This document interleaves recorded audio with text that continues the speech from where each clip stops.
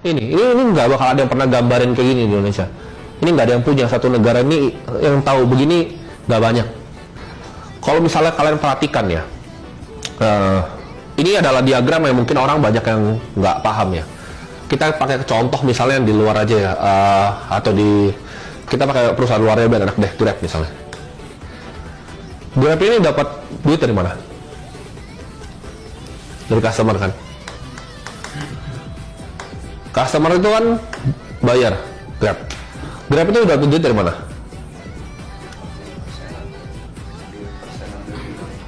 Dulu sebelum dia bikin aplikasi bisa bikin nggak? Dapat duit nggak? Dari investor pasti. Investornya apa biasanya?